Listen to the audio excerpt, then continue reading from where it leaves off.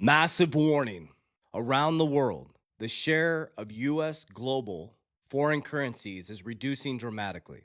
So, US treasuries around the world have fallen to a record low. Now, what does this mean? And why are central banks around the world stacking gold? They're saying the quiet part out loud.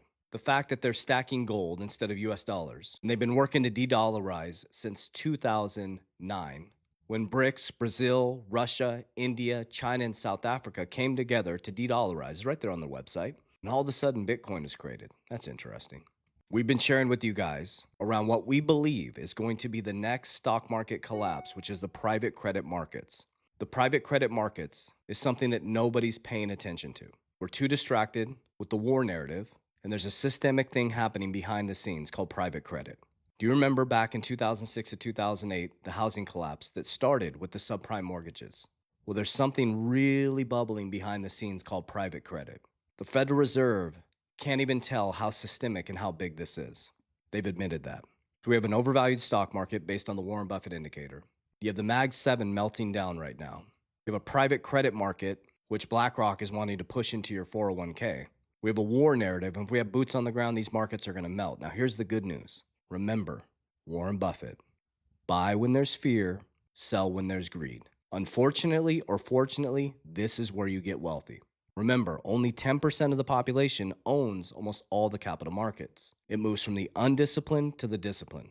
So how I've positioned myself from 2020 to 2025 be a little bit different from 2026 to 2030. I was heavily focused on offense, and then I started to transition to defense. Let me explain. I invented what's called Capel DR. It's not an investment, it's a system that helps you navigate through economic cycles. There's been over 32 major market collapses in the last 200 years. And I finally started to study this at a deep level. I came from banking, I didn't even understand how the system worked. But when I finally woke up is in 2020 when they shut down my business and took away my income. Key, they took away my ability to feed my family by shutting down my business next door. They locked my doors with the pandemic. So then I started to realize, I'm like, wait a minute. Is crypto my savior? All of a sudden, it's going parabolic only if I was able to understand how wealthy moved through the system. So I decided to study it at a deep level. I realized that cash is trash. Cash flow is king. You don't need more income, you need more cash flow. You can do both, increase your income and increase your cash flow, it's game over. Next is A, assets. I wanted to make sure that I was in assets that were deflationary, that had fixed supplies, and that would survive into the next financial system. That's how I got heavy into digital assets. And I'll share with you my exact portfolio on the back end, no gatekeeping. So A, assets, I realized is called offense. Offense looks like this. This is what they put your retirement in, 401k, crypto. So you're trying to catch fish in a barrel, hoping that you retire, you don't land in like a 2006 to 2008, and hoping that these markets don't melt down with the private credit markets and the Mag 7 melting down. In a war narrative, if boots go on the ground, your 401k is going to melt down. So that's like catching a fish in a barrel. What you use as retirement offense, we trade. We calmly exit on the way up when people are trying to get greedy. We enter when the markets come collapsing down. Doing a video tomorrow. Warren Buffett is quietly sitting on a shitload of cash. Why? Because he's waiting for the drop. He trades what you see as retirement.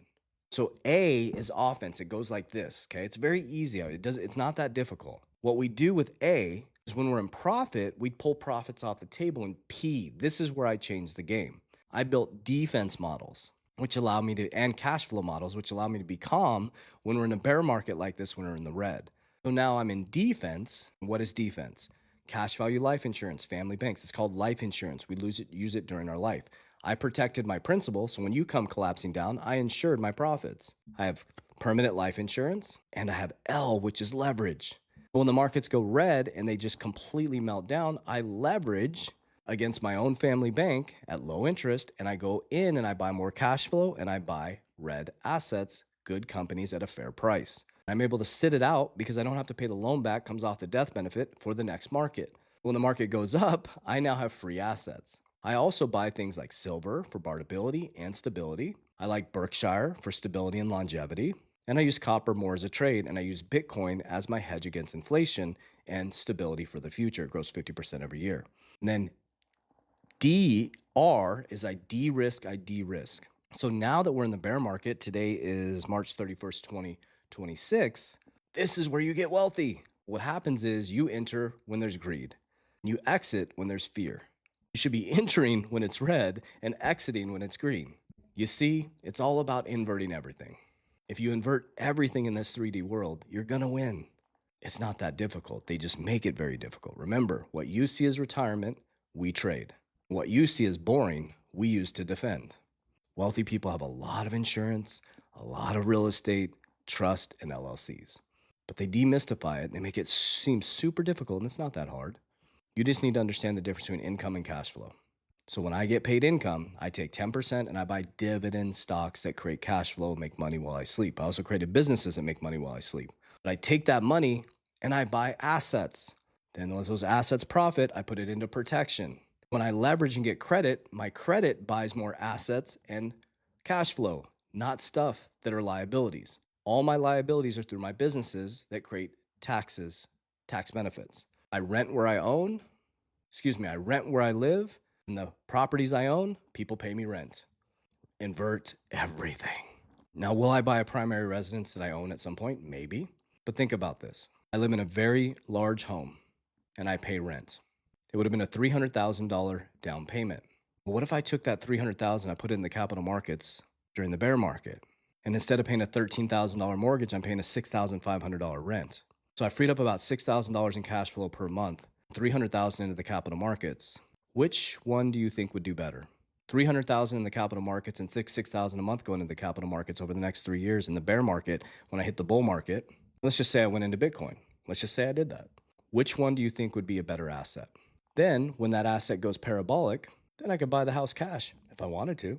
You just have to change your thinking. So the real estate that I own, people are paying me rent.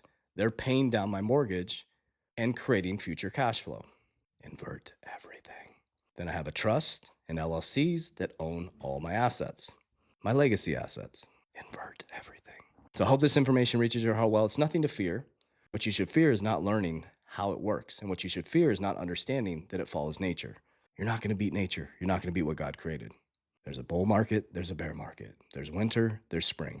It all works in unison. So get your shit together. Pay attention. Let's get after it. Warriors, rise. Get your shit together. God bless you.